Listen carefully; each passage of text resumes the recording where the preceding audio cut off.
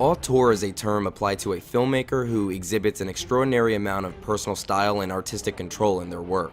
Jonny Greenwood may not make films, but in a way, he makes the films that he scores uniquely his own. Listen to these 3 Greenwood tracks from 3 different films and notice how, while all very different, there is still very much a common thread.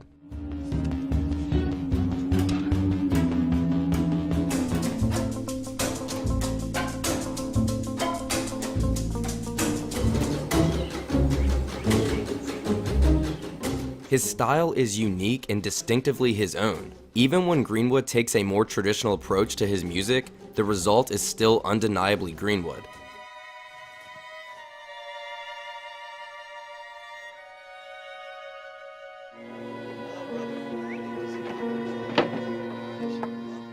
So what makes the work of Jonny Greenwood so special? With the exception of his Oscar-nominated score for Phantom Thread, his work isn't super catchy. You probably aren't going to find yourself humming a Greenwood tune. Greenwood's compositions are often dissonant with unconventional syncopation and time signatures. Doris. But this element of his composing is much more than a stylistic trademark.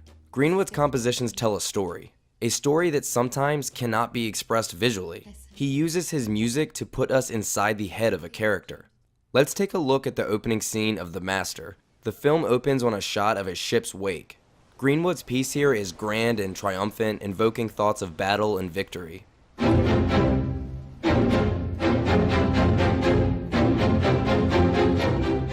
We then cut to an obscured shot of the main character, Freddie Quell. As we take note of what appears to be a wary, battle-worn soldier, the music changes.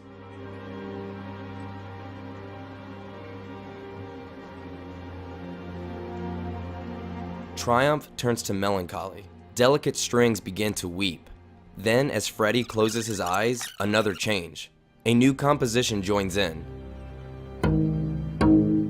Commanding and unpredictable and competing with diegetic noises.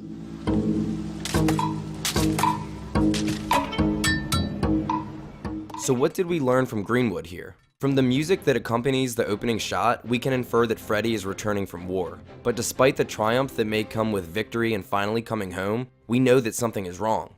As we observe Freddie, the music changes into something mournful and painful. Freddie is being haunted and tormented by the things that he has seen and the things that he has done. He is experiencing guilt and regret and pain. Then, as Freddie shuts his eyes, attempting to cope with his inner demons, everything falls apart.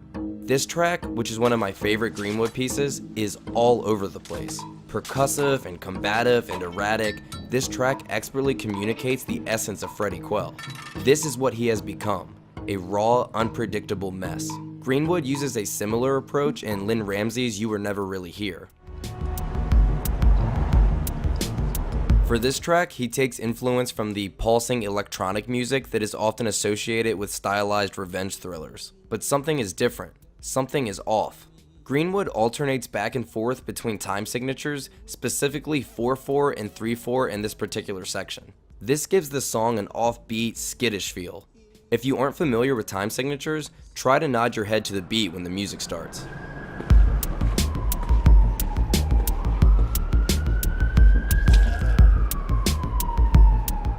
Not so easy, right?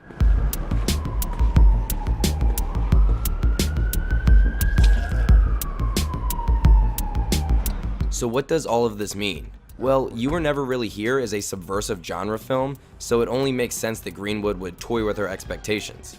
And like Freddie in The Master, Joaquin Phoenix's character in this movie is also suffering from PTSD. Once again, Greenwood uses his music to effectively convey the inner turmoil of the character.